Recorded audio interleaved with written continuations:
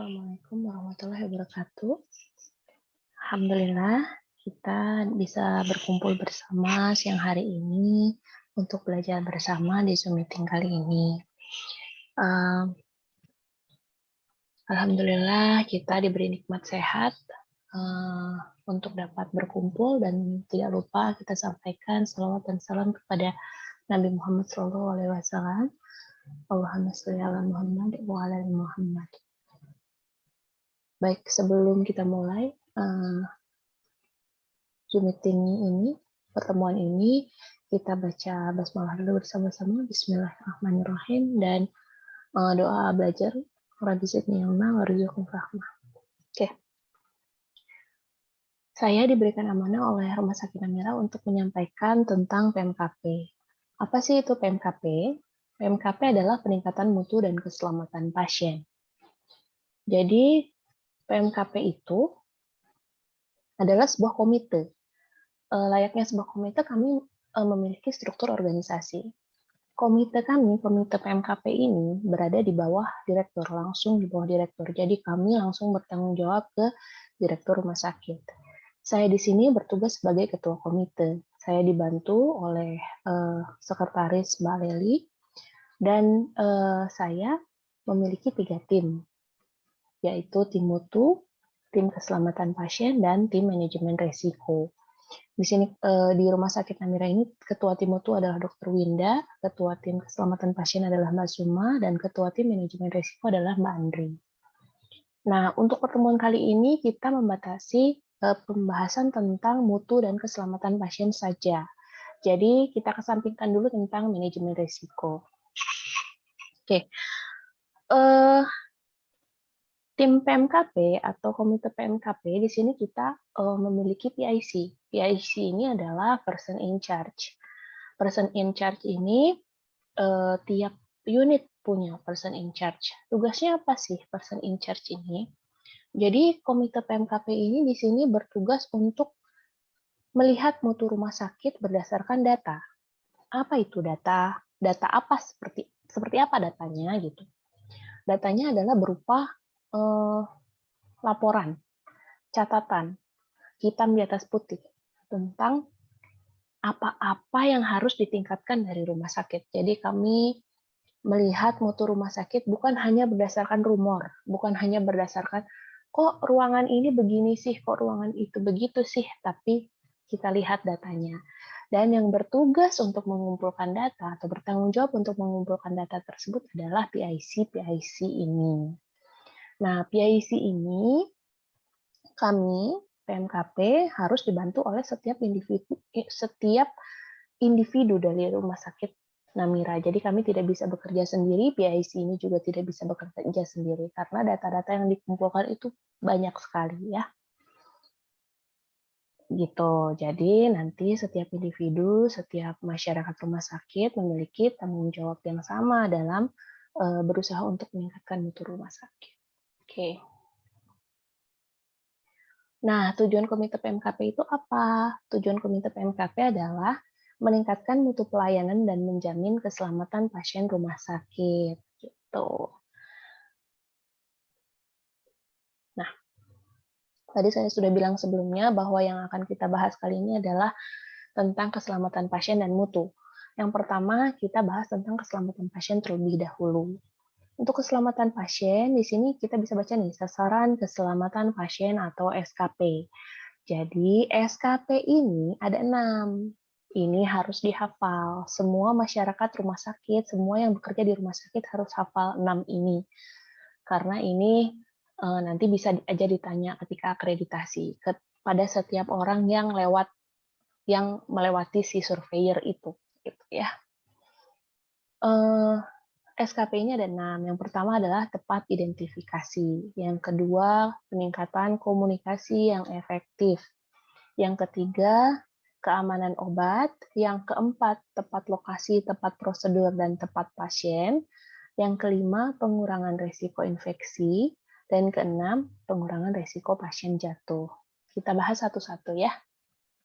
Untuk yang pertama, tepat identifikasi.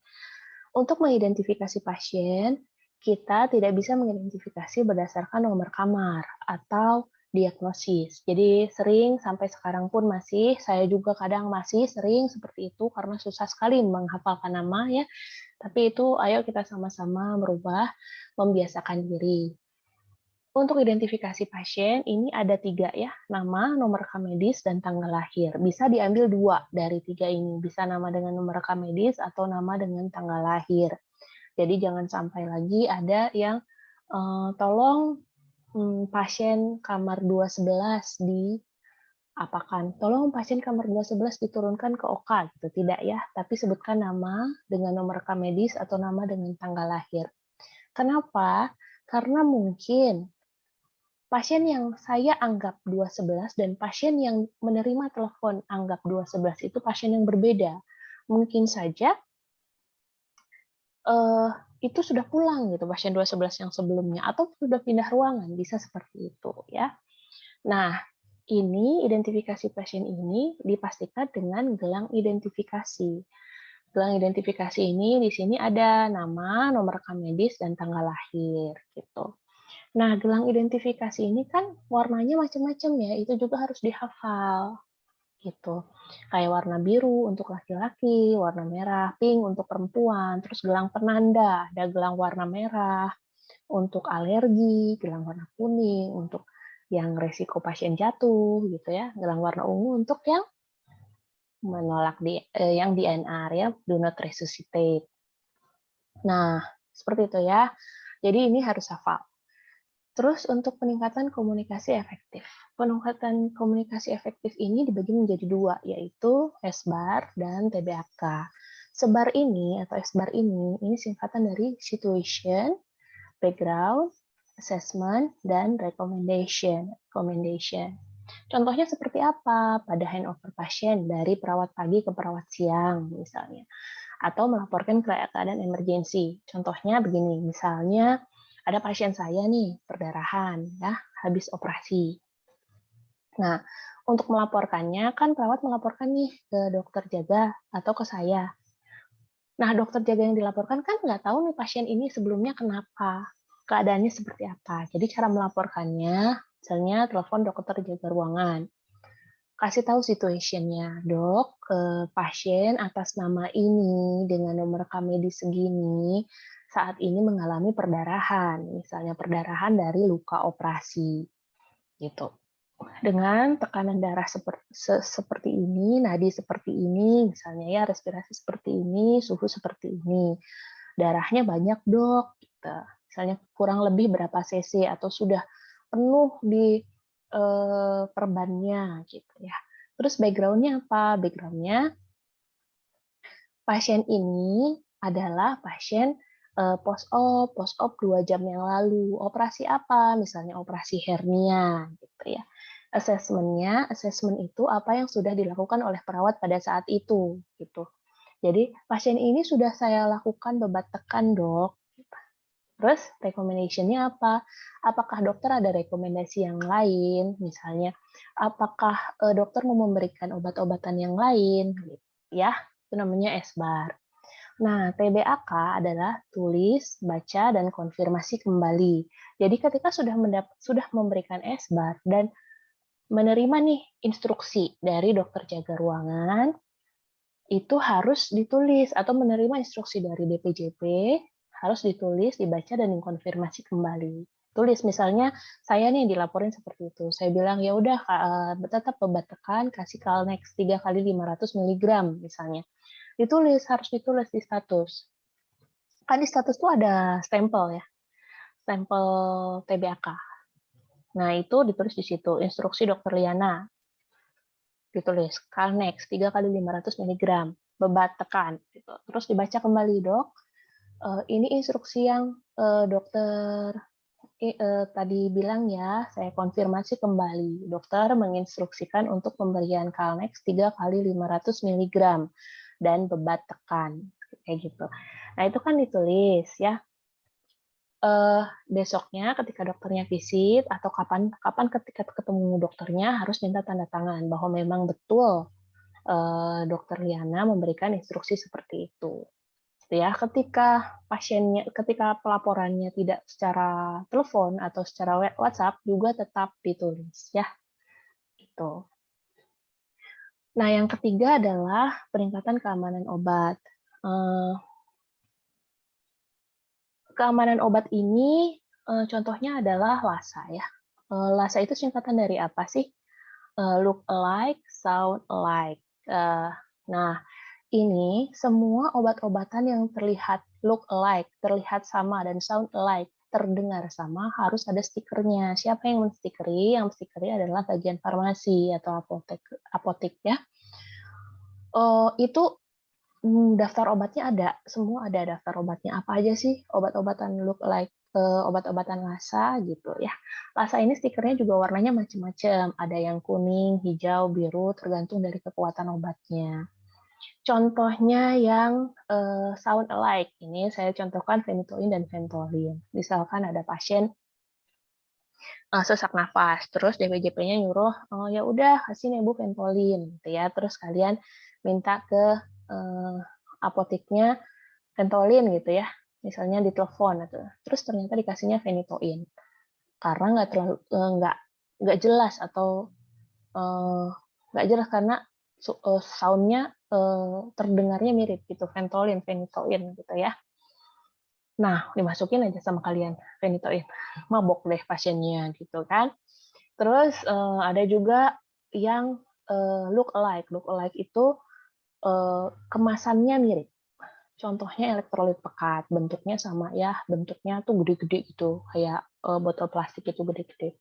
Dan elektrolit pekat ini juga harus ditempelkan dengan stiker high alert. High alert ini warnanya merah. Jadi harus ada stikernya. Terus yang keempat adalah kepastian tepat lokasi, tepat prosedur, dan tepat pasien. Ini biasanya dilakukan pada pasien-pasien yang membutuhkan tindakan. Contohnya penandaan area operasi. Di sini penandaan area operasi itu ada di 2 tempat, yaitu di mana?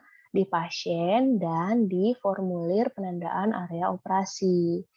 Contohnya pada pasien-pasien misalnya hernia. Hernia itu lokasinya kan ada 2, kanan dan kiri. Itu wajib ditandai di pasiennya dan di formulirnya. Sedangkan kalau pada pasien-pasien yang tidak bisa ditandai di pasiennya, contohnya apa? Contohnya tonsilitis. Tonsilitis nggak mungkin kita nandain tonsilnya kan, gitu. Itu ditandainnya hanya di formulir penandaan area operasi. Terus kalau di kamar operasi, ini khusus di kamar operasi, ada yang namanya surgical safety checklist. Surgical safety checklist ini ada beberapa komponen, yaitu formulir sign in, time out, dan sign out. Dari sini, ini fungsinya adalah untuk meningkatkan kewaspadaan kita. Jangan sampai pasien hernia dioperasi hemoroid misalnya, atau bukan pasien bedah, misalnya pasien bedah urologi dioperasi sama bedah, misalnya dia pasien harusnya mau diturp jadi di herniografi gitu. Jangan sampai terjadi seperti itu. Itu untuk meningkatkan kewaspadaan ya dan meminimalisir kesalahan gitu. Nah, yang kelima adalah pengurangan risiko infeksi. Pengurangan risiko infeksi ini yang paling mudah adalah cuci tangan. Cuci tangan dengan menggunakan sabun ya atau pakai hand rub. Cuci tangan itu ada 6 langkah. Ini wajib hafal ya, fardu ain. Jadi 6 langkah yaitu menggosokkan kedua tangan, lalu kedua punggung tangan, lalu ke sela-sela jari, lalu dikuncikan, lalu ke jempol diusap ya diputar sama ke kedua kuku. Dan 5 moments. 5 moments ini juga harus hafal. 5 moments apa aja, ayo. Ya. 5 moments itu adalah sebelum menyentuh pasien, setelah menyentuh pasien, sebelum melakukan tindakan asepsis, setelah memegang cairan tubuh pasien, bersentuhan dengan cairan tubuh pasien, dan bersentuhan dengan lingkungan sekitar pasien, 5 ya. Terus yang kedua adalah penggunaan APD untuk ketika kita melakukan tindakan. Oke. Terus yang keenam adalah pengurangan risiko pasien jatuh. Pengurangan risiko pasien jatuh ini dilakukan di rawat jalan dan rawat inap. Selama ini kan kebanyakan dirawat inap nih kelihatannya. Sebenarnya dirawat jalan juga perlu tuh, ada, penanda penanda resiko jatuh. Contohnya seperti ini nih, ada kan gambarnya ya, ini bisa digantungkan di bed pasien atau distikerkan atau dikalungkan kalau misalnya dirawat jalan ya. Oke. Nah, untuk keselamatan pasien kalian juga harus tahu, kita semua juga harus tahu, teman-teman juga harus tahu tentang insiden keselamatan pasien. Insiden keselamatan pasien itu adalah kejadian yang tidak disengaja dan kondisi yang mengakibatkan atau berpotensi mengakibatkan cedera yang dapat dicegah pada pasien. Gitu ya. Nah, insiden keselamatan pasien ini ada banyak dan ini juga harus diketahui ya, mungkin nggak nggak terlalu hafal tentang definisinya, tapi harus diketahui karena insiden ini harus dilaporkan, gitu.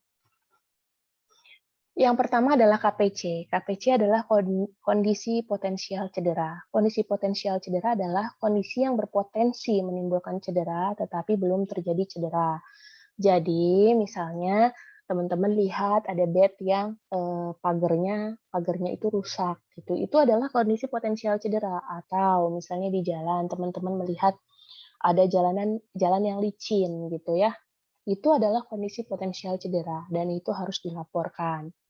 Terus ada KNC, kejadian nyaris cedera. Kejadian nyaris cedera itu insiden yang belum terpapar pada pasien. Contohnya nih ya, contohnya teman-teman mau memberikan transfusi darah. Nah, ketika udah dibawa nih darahnya sama teman-teman. Nah, qadarullah pada saat itu darah yang mau transfusi di ruangan ada 4 orang misalnya. Teman-teman ambillah darah salah satu darah. Ketika sampai di ruangan, pas teman-teman cocokkan dengan identitas pasien, ternyata beda dong. Hampir mau dicolok nih ke transfusi setnya. Ternyata beda namanya. Nah, nggak jadi, teman-teman nggak jadi, udah sadar tuh pada saat itu. Nah, itu namanya kejadian nyaris cedera dan itu harus dilaporkan juga. Terus yang ketiga adalah kejadian tidak cedera atau KTC. Kejadian tidak cedera itu sudah terpapar tapi tidak menimbulkan cedera.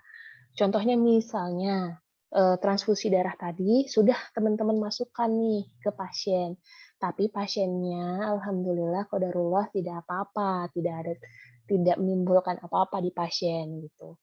Nah, itu namanya KTC gitu.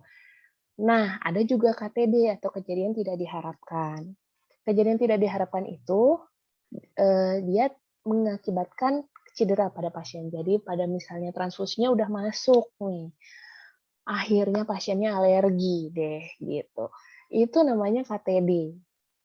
Nah, yang terakhir ini yang paling berat yaitu sentinel. Sentinel itu suatu KTD atau kejadian tidak diharapkan yang menyebabkan kematian atau cedera. Ketika teman-teman masukin tuh darahnya ke pasien, alergi kan, ternyata alerginya shock anafilaksis. Shock anafilaksis akhirnya pasiennya meninggal. Nah, itu namanya sentinel. Gitu, ya. Nah, insiden-insiden keselamatan pasien ini harus dilaporkan, gitu. Kami tidak mencari siapa yang salah.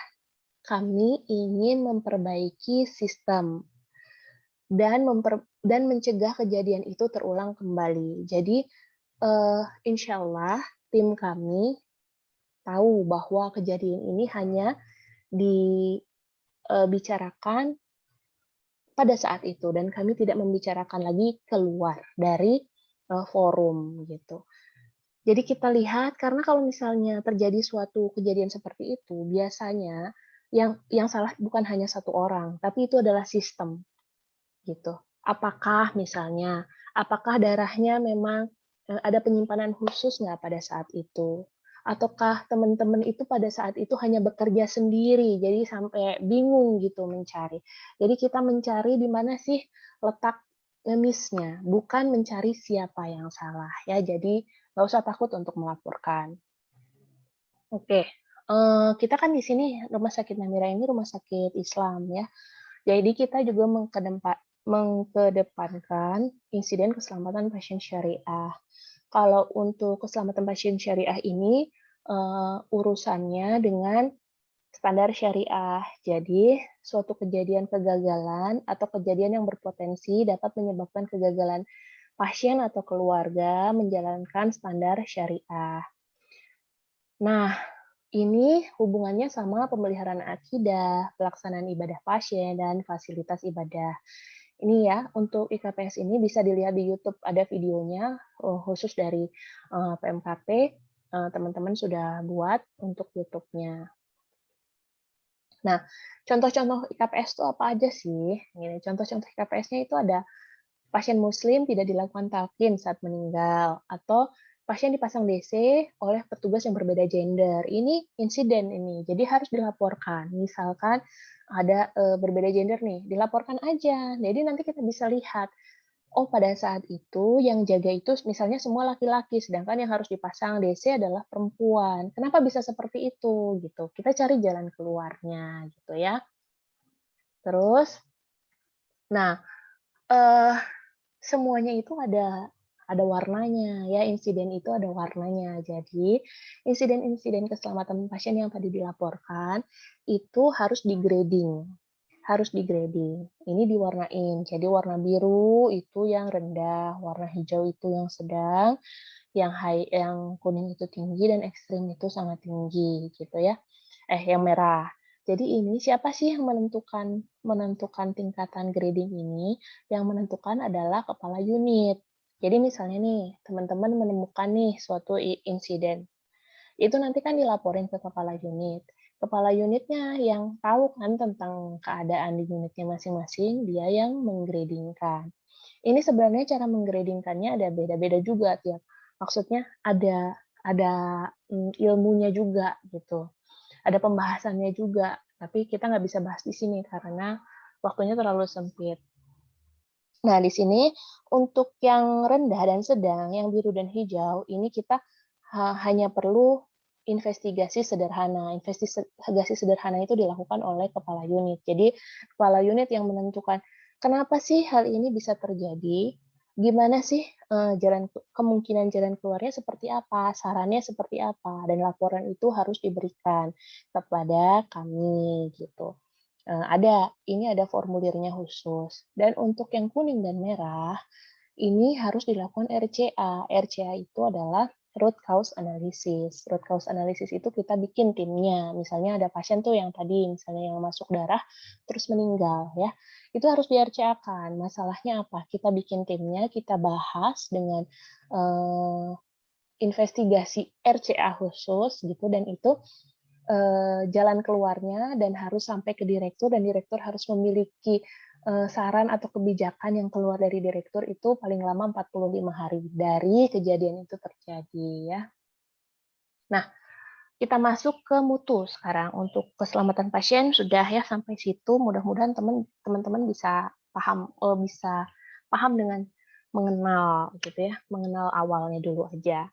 Nah, untuk mutu rumah sakit itu ada banyak sekali.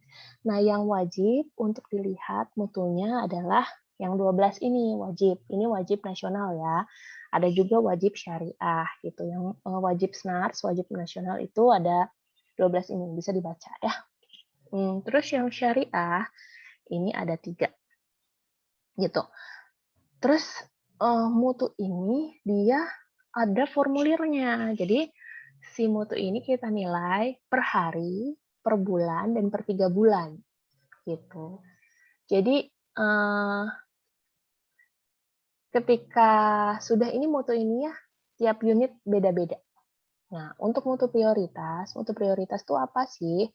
Jadi tiap rumah sakit itu biasanya harus mengedepankan memprioritaskan satu hal gitu. Contohnya kalau rumah sakit kita di RSI Namira untuk tahun ini, tiap tahun prioritas berbeda-beda. Untuk tahun ini adalah penyakit dalam.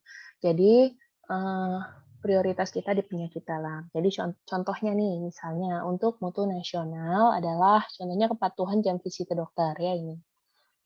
Kan untuk SOP-nya jam visit dokter itu dibatasi ya sampai jam 4 sore gitu. Dan itu ada formnya nih. Siapa aja sih dokter yang visit suka lebih dari jam 4 sore gitu. Karena itu akan mengurangi mutu rumah sakit.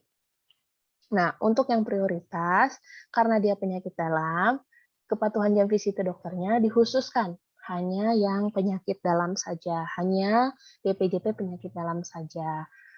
Jadi laporannya dipisah. Tetap yang lain dilihat, tapi untuk penyakit dalam laporannya dipisah, gitu. Terus kalau yang contohnya, clinical pathway ini ya, kepatuhan terhadap clinical pathway. Nah, misalnya nih bedah, ada CP-nya tentang appendix gitu, jadi yang dinilai cuma yang appendix-nya aja. Tapi untuk yang penyakit dalam, kita memiliki 5 CP yang harus dilihat. Tuh, untuk 5 CP itu, bener nggak DPJP-nya patuh nggak terhadap CP-nya, gitu. Khusus penyakit dalam, jadi harus dipisahkan laporannya, ya. Nah, tiap unit memiliki indikator mutu sendiri. Indikator mutunya berbeda-beda sesuai dengan unitnya masing-masing, sesuai dengan tanggung jawab unitnya masing-masing, dan jumlahnya pun berbeda-beda, ada yang banyak, ada yang sedikit.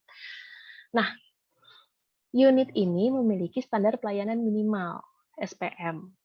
Jadi yang SPM, standar pelayanan minimal, ini wajib dikerjakan, indikator mutu yang wajib dikerjakan untuk unit, gitu. SPM ini berdasarkan dari mana? SPM ini didasarkan dari peraturan daerah dan kementerian. Ya, peraturan Kementerian Kesehatan. Jadi ada di situ SPM-nya apa aja sih? Kalau unit rawat jalan tuh indikator mutu yang sesuai SPM tuh apa aja sih judulnya? Gitu ada ya. Nah, selain di luar SPM, boleh nggak sih unit misalnya salah satu unit atau unit-unit yang lain memiliki indikator mutu di luar SPM? Boleh, tapi biasanya sih SPM ini aja tuh udah banyak gitu. Udah banyak. Belum indikator mutu syariah ya. Jadi kalau mau bikin indikator mutu yang di luar SPM boleh. Contohnya misalnya nih, unit rawat inap memiliki masalah. Masalahnya misalnya nih, contohnya nih ya yang saya alami, unit rawat inap tuh kesel gitu, kenapa sih kita selalu disalahin soal pasien kok baru nyampe di ruangan jam 1 gitu, padahal pasiennya datang jam 9 atau jam 10 gitu. Pasien elektif nih ya, pasien operasi elektif. Terus kalau misalnya disuruh turunin jam 1 siang misalnya, sedang diinfus gitu, kok baru diinfus sih? Kan pasiennya udah datang dari jam 9, jam 10 gitu kan. Nah, kesel kan unit rawat inap, lah bukan salah saya, orang emang baru dinaikin gitu pasiennya gitu kan. Nah, si unit rawat inap ini bikin indikator mutunya, misalnya pasien sudah dikirim dari FO ke ruangan maksimal 30 menit atau 1 jam sejak pasien datang, misalnya gitu. Nah, di situ kan nanti ada datanya tuh tiap hari. Misalnya tiap hari satu pasien 4 jam, satu pasien 5 jam. Ya berarti itu kan semua di luar standar. Harusnya kan pengennya 1 jam kan, di bawah 1 jam kan. Tapi ini 4 jam, 5 jam. Nah, nanti dilihat tuh di situ, itu kan ada datanya. Ada datanya, berapa persen sih pasien yang dari sejak datang sampai ke rawat inap itu lebih dari 1 jam, berapa persen. Di situ terlihat dan nanti diidentifikasi masalahnya apa sih. Kemungkinan masalahnya misalnya setelah diidentifikasi bareng-bareng ternyata masalahnya itu petugas FO-nya cuma 1. Jadi nggak bisa ninggalin, nggak bisa setiap ada pasien datang, sedangkan pasien elektif banyak setiap harinya, nggak bisa setiap pasien datang bolak-balik naik ke atas gitu. Jadi harus mendingan dikumpulin dulu seperti itu. Nanti kan bisa dicari jalan keluarnya. Dari data itu, nanti mutu akan buat laporannya dan diserahkan ke direktur. Nanti direktur bisa tahu nih, oh ternyata permasalahannya di sini toh. Jadi direktur bisa memberikan kebijakan misalnya, tolong tambahin tuh jumlah petugas FO di bawah gitu, biar nanti mutu kita jadi lebih baik gitu. Seperti itu ya contohnya. Nah, indikator mutu itu ada area klinik, area manajemen, dan sasaran keselamatan pasien. Kalau yang pelayanan biasanya semua di area klinik ya. Nah, ini. Jadi indikator mutu, setiap indikator mutu itu wajib ada kamus indikatornya. Maaf, yang ini tentang standar ya, maaf. Jadi Setiap indikator mutu itu harus ada standarnya. Kalau SPM dan mutu wajib nasional itu standarnya dari pemerintah, dari pusat. Jadi harus diikuti. Contohnya, nih, jam buka pelayanan gawat darurat. Ini di IGD ya. Jam buka pelayanan gawat darurat harus 24 jam. Jadi kalau di RSI Namira kan memang sudah buka 24 jam ya. Jadi sesuai standar, sudah sesuai standar gitu. Terus kayak misalnya ke pemberian ya udah jangan yang ini deh. Terus ini rawat jalan nih misalnya. Standarnya waktu tunggu di rawat jalan nih. Waktu tunggu di rawat jalan harusnya kurang dari 60 menit. Jadi dari pasien datang sampai di ketemu sama dokter itu harusnya di bawah 60 menit. Jadi kalau di RSI Namira nih ada nggak sih yang lebih dari 60 menit gitu. Nah, nanti ditelaah nih. Nah, si indikator mutu ini dinilai setiap hari. Setiap hari, habis setiap hari nanti dilihat setiap bulan, nanti dari setiap bulan 3 bulan sekali. Dan di situ nanti dilihat apakah ada peningkatan atau penurunan gitu ya. Ini rawat inap, terus ini IBS. Nah, ini adalah kamus indikator ya. Setiap indikator mutu harus ada kamus indikatornya. Ada contohnya, bisa di copy paste dan bisa dilihat kalau misalnya memang yang nggak ada contohnya ya harus dibuat sendiri ini kamus indikatornya. Nah ini contohnya nih, contoh indikator mutu dari apotek ya adalah waktu tunggu resep obat jadi atau racikan pada pasien rawat jalan. Di sini standarnya adalah mana nih? Target nih, kurang dari 30 menit untuk obat jadi dan kurang dari 60 menit untuk obat racikan. Nah, sampelnya yang dilihat tuh berapa sih sampling nih? Dilakukan dengan simple random sampling, yaitu dengan mengobservasi jumlah sampel yang diambil sebanyak 20% dari jumlah populasi atau 50 sampel jika jumlah populasi sedikit. Contohnya, misalnya pada pasien rawat jalan di Rumah Sakit Islam Namira itu setiap harinya 100 orang, misalnya ya 100 orang. Walaupun sebenarnya lebih ya, insya Allah 100 orang. Nah, kita lihat nih sampelnya. Kalau misalnya diambil 20% dari 100 orang kan cuma 20 orang. Sedangkan kalau jumlahnya populasinya sedikit diambil 50, jadi harus diambil 50. Jadi setiap hari harus diambil 50 sampel pasien rawat jalan, dilihat nih yang dapatnya berapa menit sih untuk obat jadi pasiennya. Jadi dari sejak dia menyerahkan resep sampai dia mendapatkan obat itu berapa menit. Kalau yang obat racikan itu di bawah 60 menit atau enggak. Nah, tiap hari kan dihitung tuh, tiap hari tuh dihitung. Misalnya hari Senin berapa 50 orang nih, yang di bawah 30, yang di atas 30 berapa, yang di bawah 60 berapa, yang di atas 60 berapa. Nah, nanti dalam sebulan itu dihitung berapa persen sih yang sesuai standar yang di bawah 30 menit dan berapa persen sih yang di bawah 60 menit. Itu kan tiap bulan nih dalam sebulan. Nanti bulan Januari misalnya. Bulan Januari misalnya yang sesuai standar ada 20%. Sedikit banget kan 20%. Kita harus tingkatin dong mutu pelayanan farmasi. Lihat di bulan Februari, meningkat nggak? Meningkat nggak? Kalau dia jadi 50% di bulan Februari, alhamdulillah berarti terjadi peningkatan gitu. Nah, kita lihat lagi nih di bulan Januari, Februari, Maret ya, di Maret. Ternyata di Maret dia turun lagi jadi 30%. Nah, dalam 3 bulan ini, Januari, Februari, Maret, ini dikumpulkan ke kami, ke komite PMKP. Jadi dalam 3 bulanan itu urusan unit. Nanti ketika 3 bulan itu dikumpulkan PMKP dan harus sudah dianalisa gitu. Kenapa sih bisa terjadi naik kayak gunung gitu? Asalnya 20 jadi 50 jadi 30 gitu. Kenapa gitu? Di situ harus ada analisanya dan itu nanti untuk perbaikan ke depannya. Misalnya nih ternyata ini bisa jadi 30 dari 20 bisa jadi 30 karena digenjot nih sama PIC-nya, ayo dong kita harus meningkatkan mutu, atau dari manajemen, dari bagian pelayanan menggenjot, ayo dong kita harus meningkatkan mutu. Ketika udah jadi 50% jadi kendor nih, atau enggak jadi kendor nih, atau enggak jadi, ternyata bulan Maret itu banyak yang sakit nih pegawainya, seperti itu jadi turun misalnya.